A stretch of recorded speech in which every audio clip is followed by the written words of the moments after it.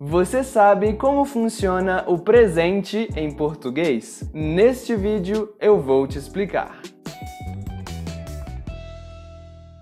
Bom, para começar, não se esqueça de ativar as legendas para você entender todas as explicações. Quando queremos falar sobre a nossa rotina, os nossos hábitos, as coisas que nós fazemos frequentemente, vamos usar o tempo verbal presente do indicativo. É a forma mais simples de conjugar os verbos em português. E lembrando que em português nós temos 3 tipos de verbos. Os verbos que terminam com AR, como por exemplo, falar e gostar. Os verbos que terminam com ER, como por exemplo, comer e beber.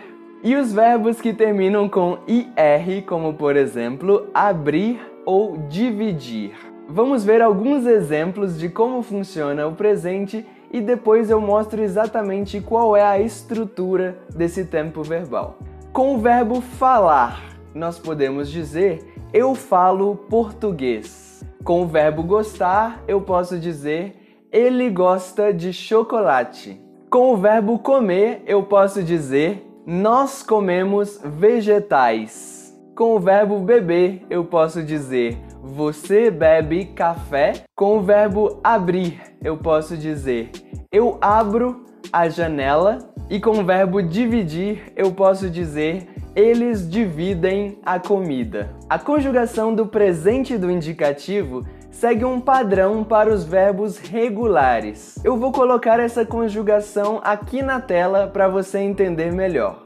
Você pode perceber que a conjugação com os verbos que terminam com AR, ER ou IR é muito parecida. Portanto, nos exemplos anteriores eu usei o verbo falar, que no presente ficou eu falo, o verbo comer, que no presente ficou nós comemos, o verbo beber, que no presente ficou você bebe, o verbo abrir, que no presente ficou eu abro, e o verbo dividir, que no presente ficou eles dividem.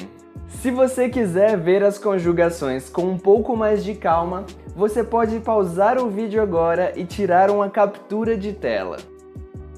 Já para os verbos irregulares, não existe muito padrão. Infelizmente, nós temos que memorizá-los. Porém, aqui no YouTube, eu já fiz alguns vídeos sobre os principais verbos irregulares. Eu vou deixar aqui no card uma lista com todos esses vídeos para você assistir.